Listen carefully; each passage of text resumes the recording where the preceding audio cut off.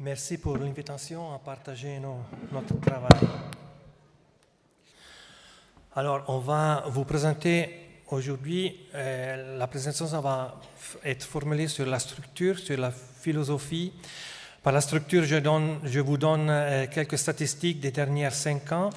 La philosophie, on va vous parler d'une approche humaniste, la gestion ouverte des services. Quelles ressources, outils, stratégies, les procédures d'accueil du patient avec un placement à des fins d'assistance, l'équipe mobile, l'équipe projet complexe, les projets qu'on est en train de mettre en place, un infirmier spécialiste en collaboration avec les ambulances, les services mobiles d'urgence, un infirmier associé, un médecin de premier niveau dans les consultations aiguës dans les unités d'urgence somatique. Et à la fin, on va vous présenter un cas clinique.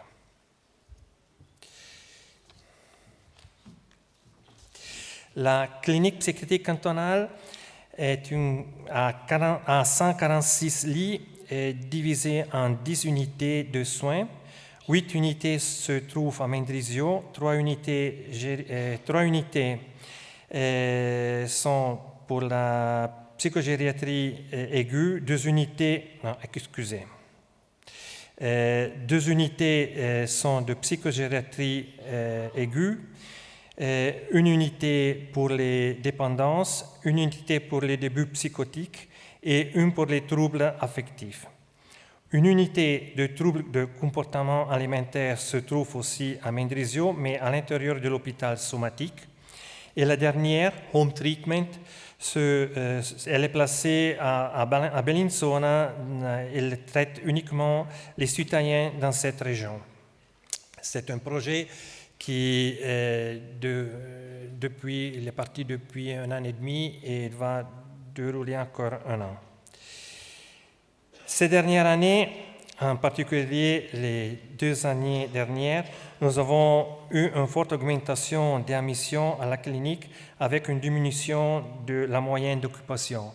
Si on voit, on est passé de 1275 admissions à 1551 et on est passé par le numéro de patients admis de 981 à 1123. L'occupation moyenne est descendue de 82, elle est augmentée de 82 à 84. Le revolving door est augmenté depuis le 2014 de 1,29 à 1,38 dans le 2016.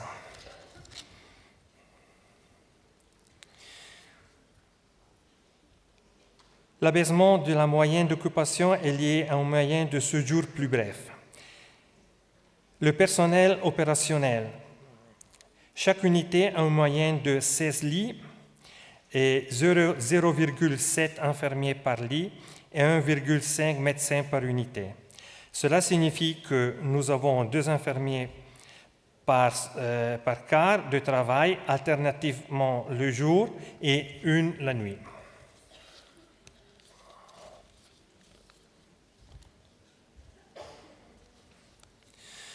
À partir de ces données, nous observons qu'une remarquable diminution de la durée moyenne d'hospitalisation par admission et encore moins par personne. On peut aussi observer que depuis 2 ans, on n'utilise plus aucune contrainte. On est passé dans 2012 à 6,94 fixations à personnes attachées au lit à 0 dans le 2016. Nous, on n'a pas de chambre d'isolement. Ceci a été un processus long et complexe, mais nous sommes heureux de l'avoir fait. Difficile parce qu'on a été confronté avec la peur des collaborateurs et on n'avait pas une réponse immédiate. Ceci a été un long chemin vers un changement de paradigme, d'approche aux patients. Les principales critiques que les collègues nous disaient tournaient autour de l'agressivité. Qui va nous défendre des agressions? Nous avons discuté beaucoup et à chaque fixation, à chaque fois qu'on attachait un patient, nous avons réfléchi à des moyens alternatifs.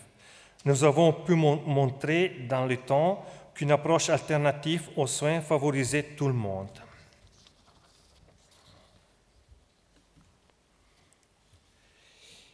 Ce tableau montre les accidents avec les patients qui se sont produits dans la clinique du 2008 à 2016. Ils sont considérés comme des accidents, les insultes, les coupes, les agressions physiques, etc. Si on regarde le tableau, on voit que dans le 2008, on a eu 6 graves dégâts.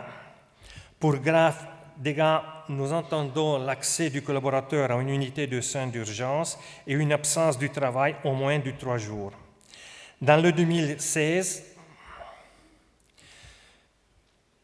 nous avons eu seulement un grave dégât. Ici, on peut voir qu'une différente approche moins agressive porte à moins problématique d'accident qu'avant.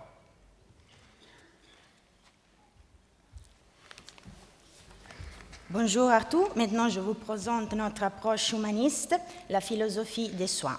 La personne au centre des soins, l'accueil, l'alliance thérapeutique, la globalité des soins ne sont que quelques concepts de notre philosophie. Le respect de l'individu, la capacité d'être avec lui et de l'accueillir. Dans toutes ces manifestations sont devenus les éléments fondamentaux de notre philosophie. Notre service est un service ouvert, avec les portes ouvertes, avec le libre accès à la structure aux membres de la famille. La fermeture des portes peut potentiellement amorcer une été d'agressivité.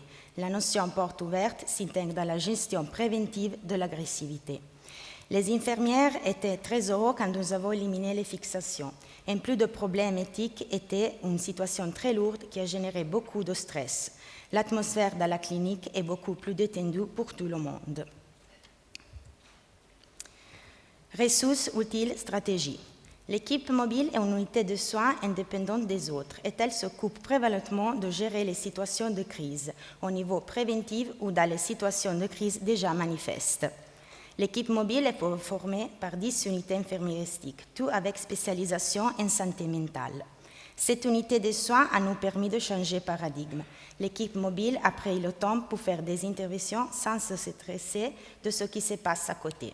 Les membres de l'équipe mobile ont construit des outils pour gérer la situation et dans le temps, ils ont transmis leur know-how aux collègues.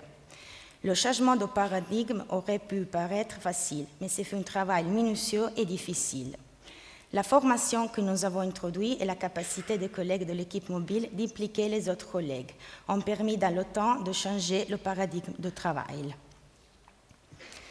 L'équipe Projet Complexe, nous avons parlé du changement de paradigme. Cette équipe a contribué beaucoup, a contribué à la diminution de la clinique de tous les patients complexes, où la moyenne d'hospitalisation de ces patients était très longue, caractérisée par beaucoup d'agressivité. Ces patients, maintenant, sont pris en charge au domicile avec un très haut engagement des infirmières de l'équipe Projet Complexe. Est-il pouvant entrer à la clinique 2-3 fois par an, mais avec une moindre d'hospitalisation de quelques jours jusqu'à une semaine.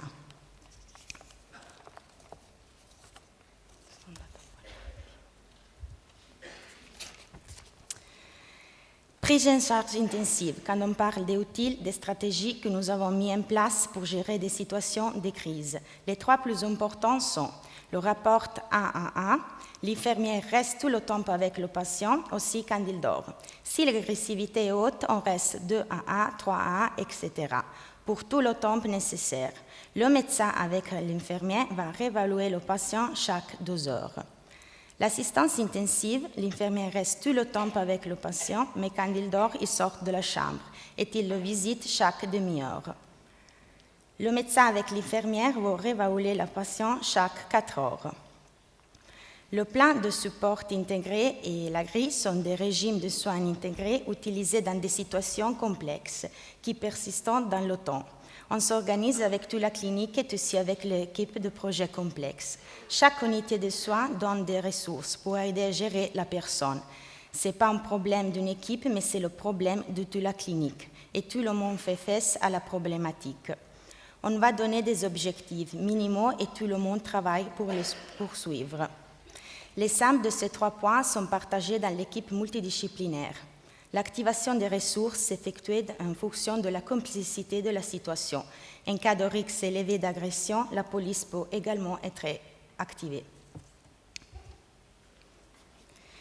Une autre ressource que nous utilisons sont l'espace de notre clinique, l'espace Adorna 3, où les patients pouvaient faire des activités avec les infirmières, l'espace musique, où ils pouvaient écouter et jouer de la musique,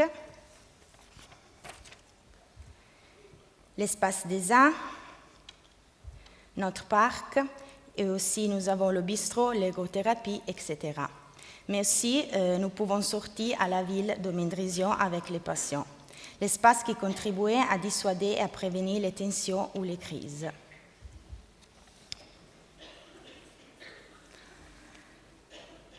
Depuis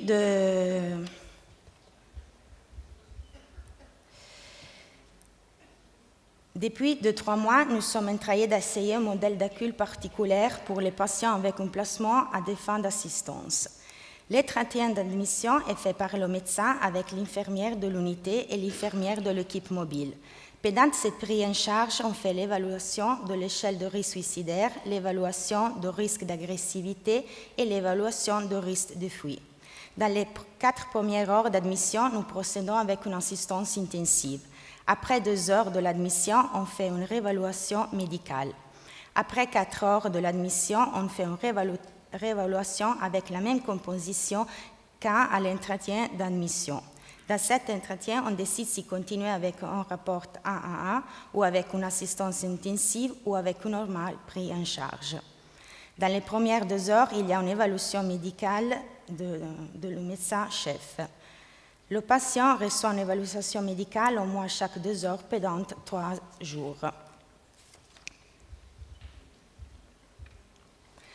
Projet. On est en train d'élaborer un projet avec le service mobile d'urgence. À partir du 1er juillet, une infirmière en santé mentale de la clinique va sortir avec le service mobile d'urgence pour toutes les urgences psychiatriques de la région de Mendrisio. Les objectifs sont la réduction des hospitalisations forcées à la clinique, la réduction de l'agressivité, l'admission directe à la clinique psychiatrie sans transition dans un hôpital de soins généraux. Un autre projet, c'est l'infirmier associé au médecin de premier niveau dans les consultations aiguës dans les unités d'urgence. Aujourd'hui, pour la nuit et les jours fériés, un autre médecin intervient dans les services d'urgence comme consultant psychiatrique pour les situations d'urgence. Nous prévoyons d'associer un médecin ou une infirmière en santé mentale pour la gestion de ces situations. Nous avons fait une expérience pour une année avec un infirmier en santé mentale inséré dans une unité d'urgence dans un hôpital somatique. Elle s'occupe des situations d'urgence psychiatrique avec les autres collègues. On a vu que les soins prenaient beaucoup plus de temps pour prendre une décision. Ils ont pris les décisions avec tranquillité, avec calme, parce que l'infirmière en santé mentale avait la compétence de prendre en charge le patient. L'objectif de ce projet est de donner plus de temps pour un triage structuré et pour chercher de réduire les admissions forcées.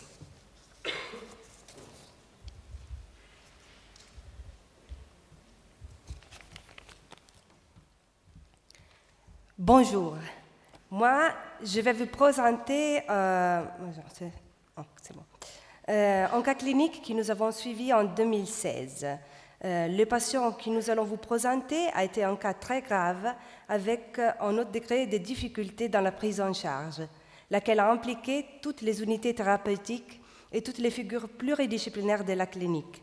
Il était un homme de 26 ans, hospitalisé pendant 6 mois. La raison de l'hospitalisation était état confusionnel et de compensation psychotique. Le patient a été trouvé par la route en état confusionnel par la police. Ils ont l'amené aux urgences où un médecin a diagnostiqué une décompensation psychotique. Ensuite, il a été accompagné par l'ambulance et la police en clinique pour un placement à des fins d'assistance. Diagnose et synthèse anamnestique. Décompensation psychotique dans le cadre d'une schizophrénie paranoïaque et d'utilisation des substances stupéfiantes. Cette patient était déjà connue pour des précédentes hospitalisations. Lors d'une de ses précédentes hospitalisations, il a même commis une agression vers un autre patient, qui est par la suite décédé. Cadre clinique. Le patient présentait un grave état confusionnel avec de l'agressivité verbale et physique hétérodirigée à cause de son idéation délirante et paranoïaque. Ceci a été un cas avec une gestion très compliquée, avec de l'imprédictibilité et des pertes de contrôle. Le cadre clinique, lors des différents faits aigus, a été caractérisé par de l'inquiétude, de l'agitation, de la confusion, de l'émotivité défaillante tendant à l'agressivité, de l'angoisse, ainsi que de la peur de subir une agression. Il y avait une impossibilité à la communication et à l'interaction, un manque de sûreté qui lui faisait maintenir un état d'alarme qui rendait très compliqué une relation avec les opérateurs ainsi que les autres patients. Les échanges avec lui étaient caractérisés par une forte tension, de l'agressivité verbale et dans certains cas même physique. Lors de certaines crises, il a été nécessaire de lui bloquer bras et jambes avec les mains, ceci dans le but de contenir ses mouvements potentiellement dangereux et dans des rares cas pour permettre de lui donner de la thérapie intramusculaire. Phase de la prise en charge intensive. Rapport 1 à 1, durée 1 mois et demi. Le patient avait des phases de tension et de l'incapacité à gérer l'agressivité.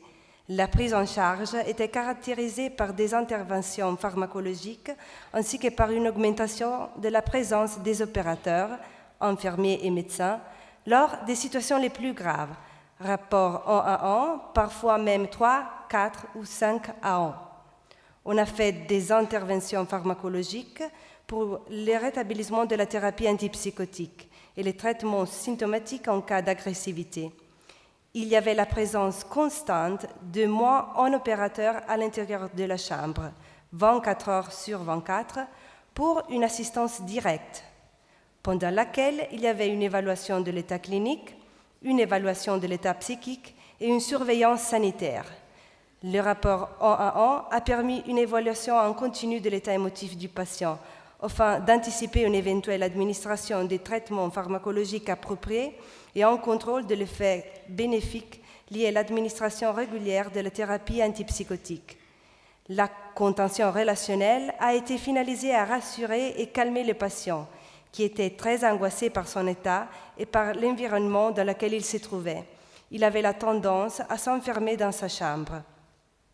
On a mis en pratique une réduction des stimulations, en privilégiant la permanence dans la chambre, avec la porte toujours ouverte, afin de favoriser un environnement relaxé en réduisant les bruits.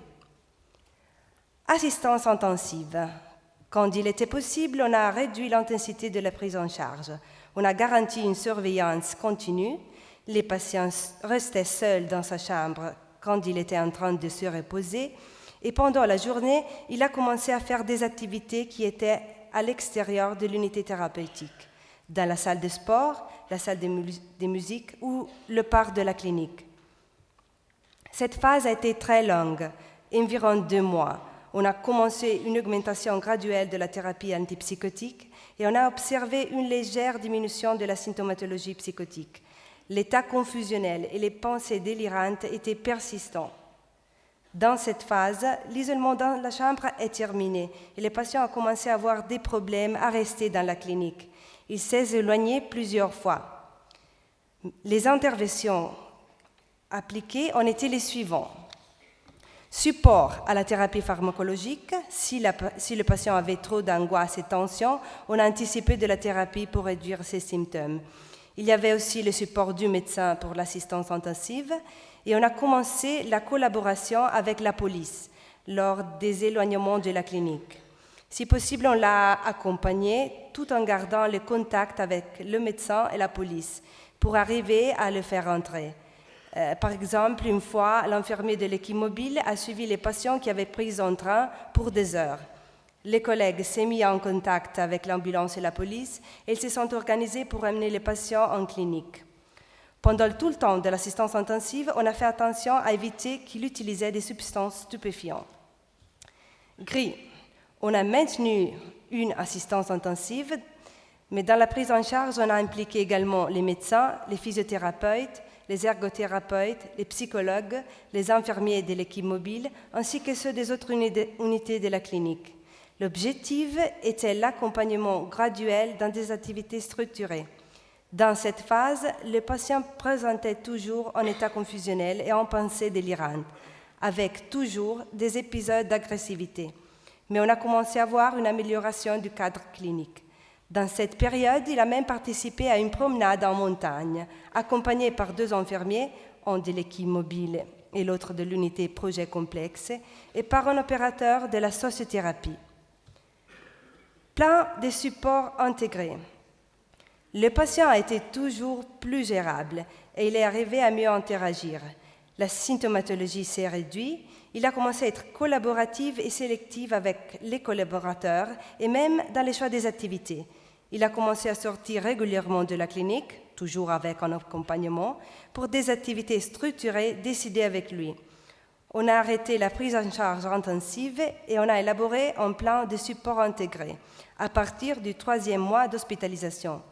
De plus, il a été présenté à l'équipe projet complexe et avec eux, on a organisé une prise en charge finalisée à la réintégration du patient dans les territoires.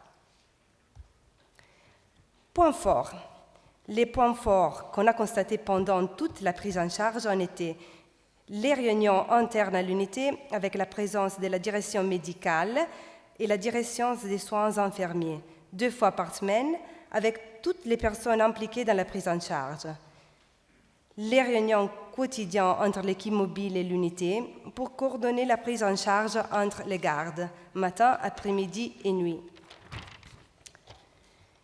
Et la collaboration avec les différentes figures professionnelles à l'intérieur et à l'extérieur de la clinique, comme par exemple la collaboration avec l'unité projet complexe, la police et l'ambulance. Et surtout, les sorties structurées dans les territoires, ceci dans les phases critiques comme dans les phases de compensation psychique. Conclusion. Non, pas encore. La prise en charge de ces patients a été une des plus complexes jusqu'au présent dans notre clinique. Elle a impliqué un gros investissement de ressources multidisciplinaires et elle a demandé de rechercher continuellement des stratégies alternatives de prise en charge qui n'ont jamais été employées auparavant. Le patient est sorti de la clinique dans un état de parfaite compensation psychique, avec un vaste réseau de support pour l'accompagner dans les territoires. Il maintient toujours de bonnes relations avec certains infirmiers qu'il a reconnus comme figure de référence. Ce cas clinique nous démontre qu'il est possible de gérer une situation de crise et d'agressivité persistante sans employer des mesures de contention mécanique ou d'isolement. Merci. Merci.